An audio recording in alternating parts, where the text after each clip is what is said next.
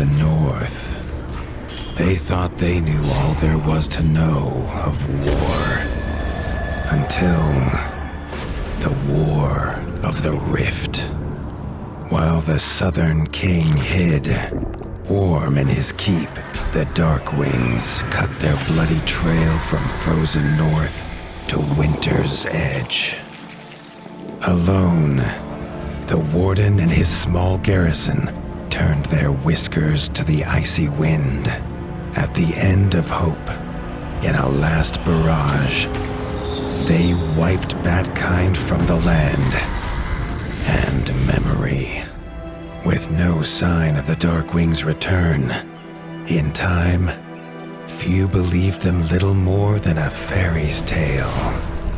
But at Mount Cauldron, time had been all they needed. An old enemy claws free of their icy tomb and hungers for vengeance. But not all is lost. King Rattus brings north a cause for hope. A bastard prince, placed in the paws of the Warden of the Wastes to raise as his own. A secret of blood never to be told. Now, fate calls for a hero in a murderous screech. And one young rat will answer.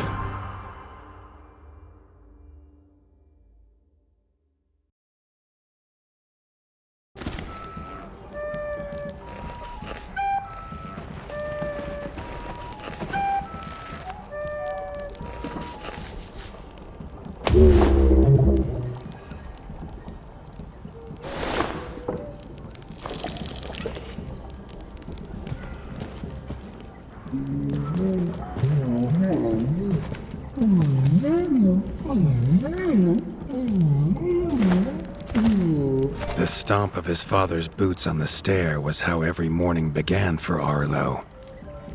The booming shout to ready himself was louder still. But such was Lord Eivor's zeal at a new day. Dawn was breaking over Winter's Edge, and Arlo was yet to miss one.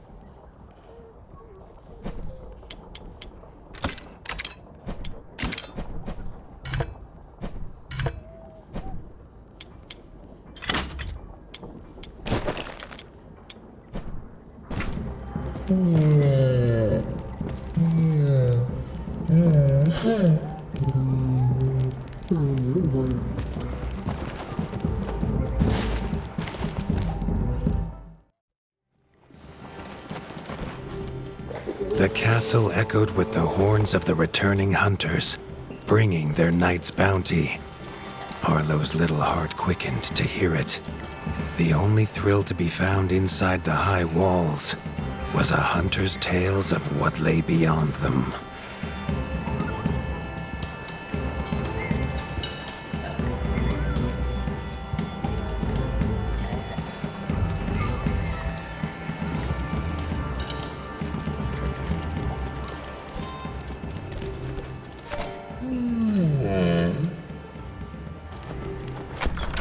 Arlo tells himself it's a good life here in Winter's Edge.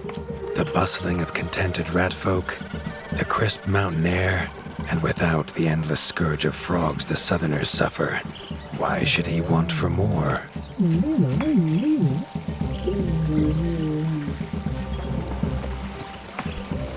Arlo has no memory of his mother, but Hilda's food was a true taste of maternal kindness. With the right ingredients, she would make meals nourishing to body and soul.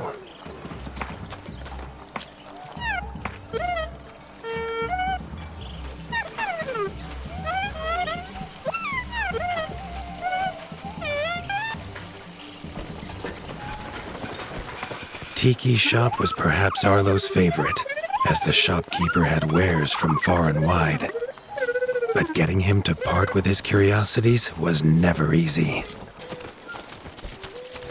There was no time for tales of the hunt today. Lord Eivor was already dividing what was an excellent haul, happy to see his people provided for. Arlo longed only to join the hunt, to see the Ratdom or even the lands beyond. His father called it a fool's wish. Arlo's destiny was unshakable, much like the keep that would become his by birthright.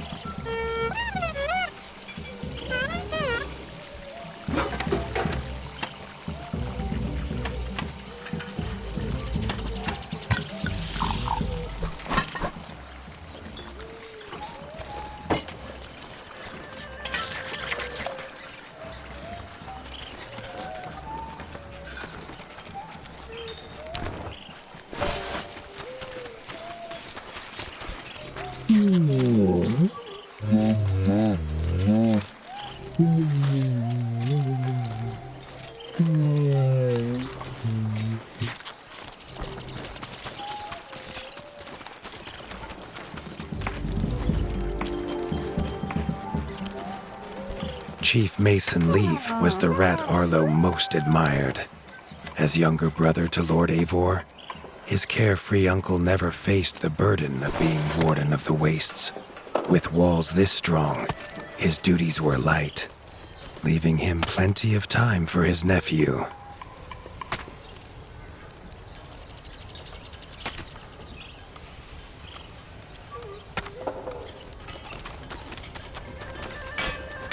Krunk was a rat's rat, with no interests beyond his forge. If you have the parts, this Mastercraft's rat can make armor and weapons that would see off a sky scorcher bite, or so he claims. Arlo wondered how well they'd do against something that wasn't a myth.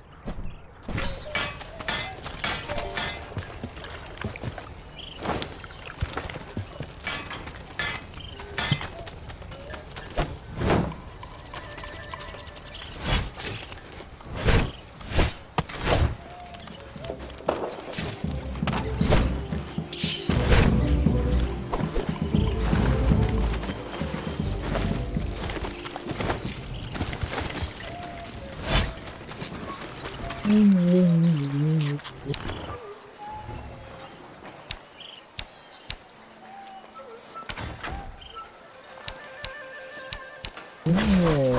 hunters had brought unwelcome news. A family of the reviled creatures ratfolk called Backstabbers had moved into the wastes. Eivor told his son to fetch his weapons.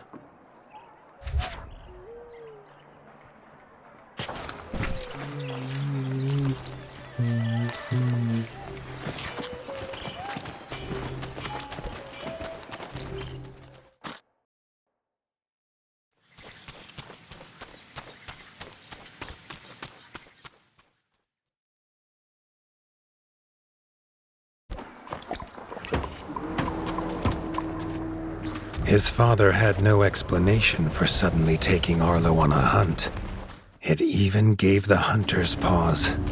Arlo had been taught to fight, and better than most. But rarely had he been tested. He was determined to prove himself. The rugged terrain of the outskirts could have taken all day to traverse, but Arlo's trusty grappling hook allowed him to swing between its many crevices.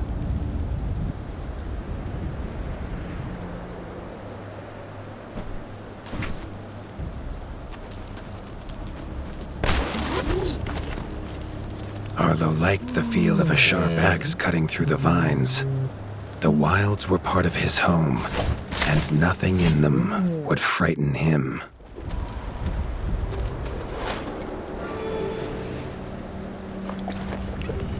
The famous frostberry bushes of the wastes were in full fruit already. Their juice made a healthy tonic, though Lord Eivor preferred them fermented.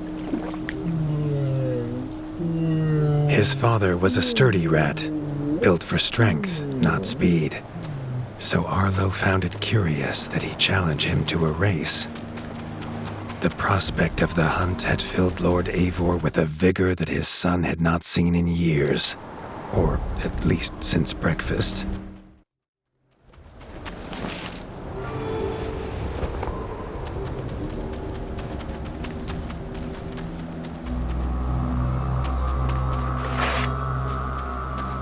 A warden fights the hardest battles, he told Arlo, and needs the sharpest blade. With that, Eivor gifted Arlo his own sharpening whetstone.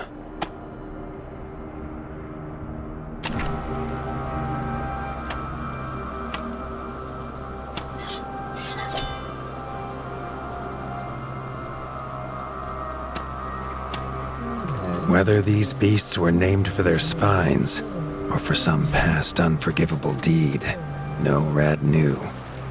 Either way, Arlo was about to find himself at the pointy ends of this brood. Even young Backstabber Red attacks were brutal, but a well-timed dodge would see Arlo escape unscathed.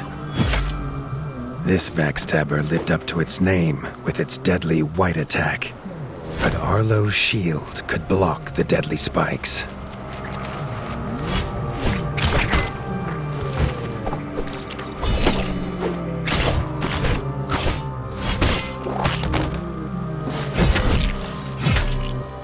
This young one used vicious yellow attacks. Arlo had to time his parries perfectly.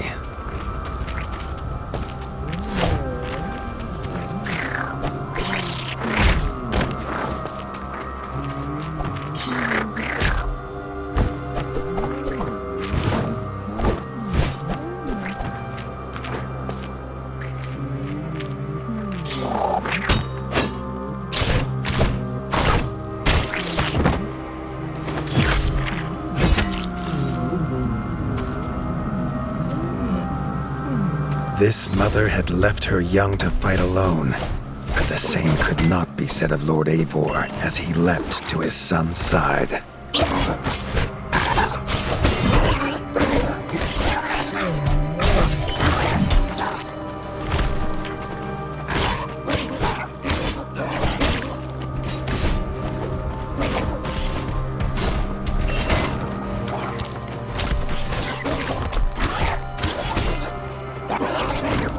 It was Lord Eivor's mighty blade that took her head, but the fight was won together.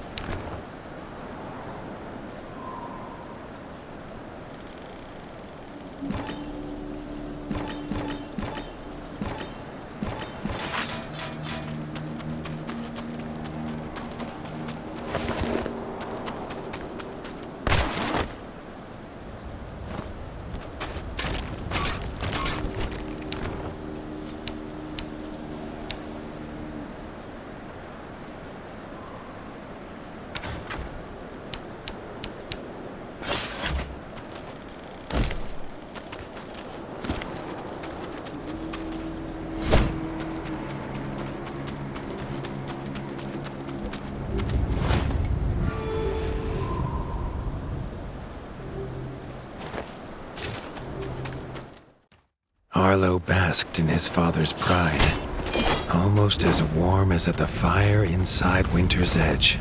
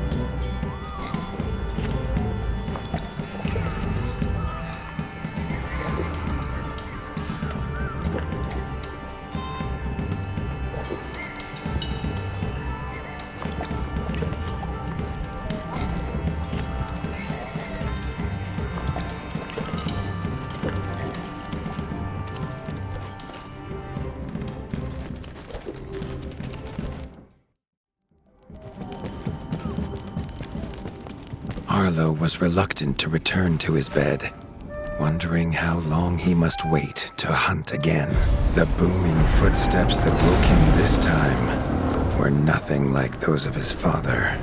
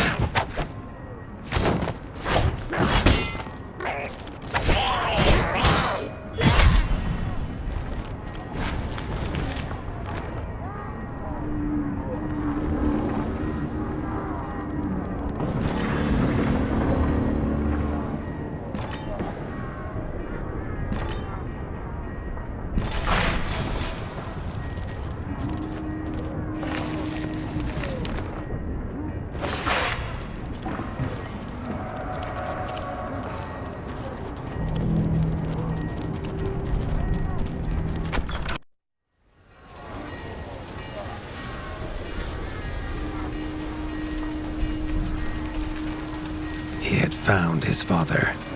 The warden stood alone, holding back a whole Darkwing army, their cruel Count Kazak leading them. His father charged, but the Darkwing Count was as fast as he was strong. The Winter's crown tumbled to Arlo's feet, now without a head to rest on. There was no time to grieve his father, as from above the Count revealed his greatest weapon, a Sky Scorcher. Not a fairy's tale, but an undead beast whose very breath could level kingdoms. And its eye was trained on Arlo. All that came next was a fog of bloodlust, snapping jaws, and the beating of leathery wings. But there could be no victory. Arlo awoke, groggy and warm to his father's shouts. Only he wasn't in bed. The warmth was from the fire that had engulfed Winter's Edge. The only other survivor of the Darkwing attack, Leaf was bruised and his hind paws barely steady. He'd seen villagers flee to the outskirts. Arlo knew it was up to him.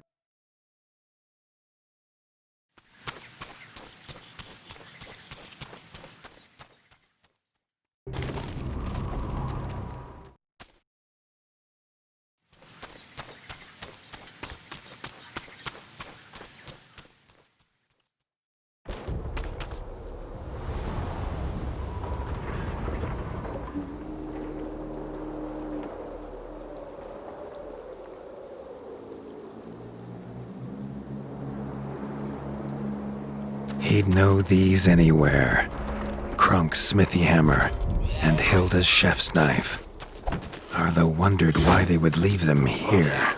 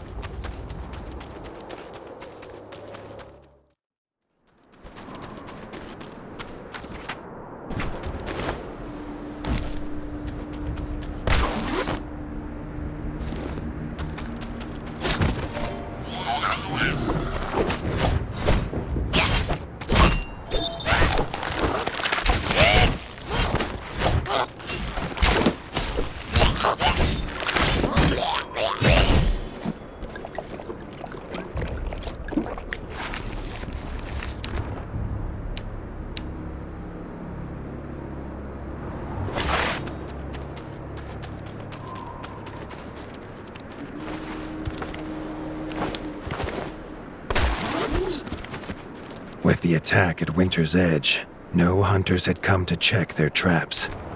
Arlo thought he might find a use for them.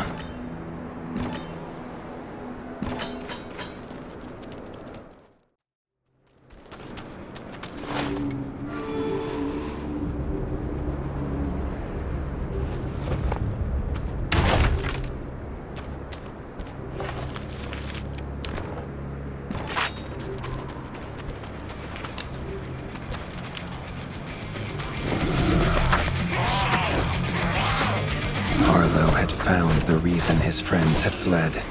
The taunting shrieks revealed that this was Baron Frostovic, son of the Darkwing who took his father, and therefore a perfect target for his revenge.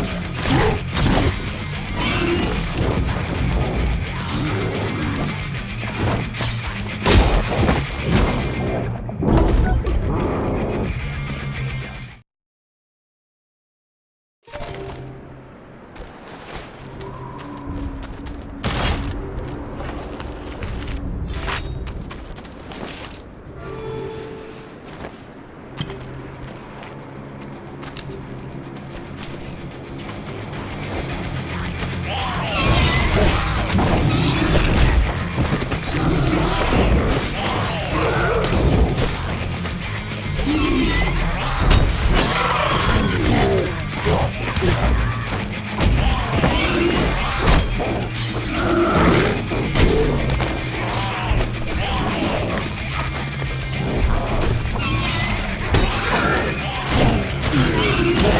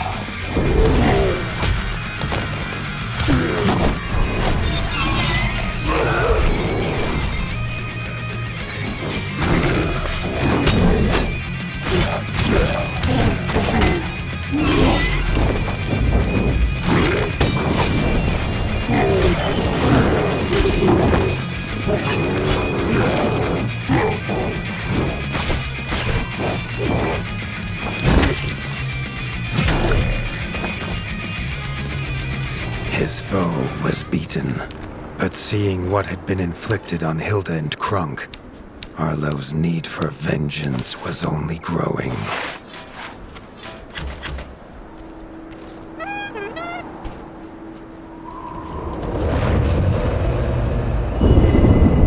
Arlo suddenly wished to be within the walls of Winter's Edge, to hear the boot and boom of his father at dawn, a sound he realized he'd never hear again.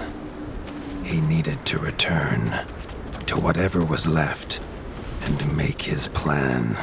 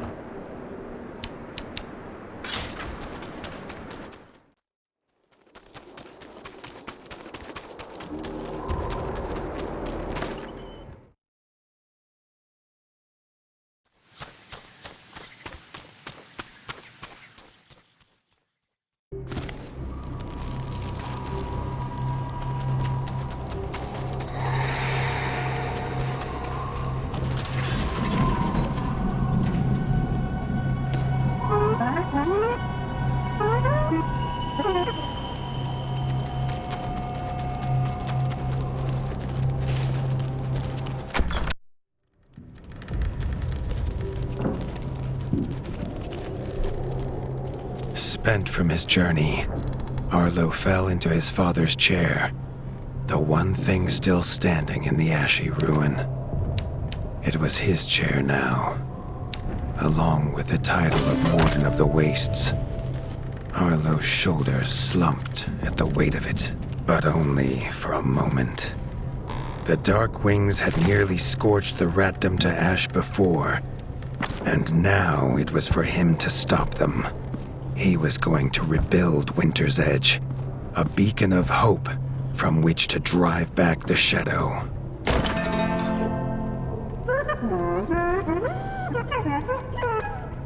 Rebuilt walls would not keep Winter's Edge safe alone. They needed weapons and armor, but had no smith. Leif knew of a master crafter living in the rift, if Arlo was of an open mind.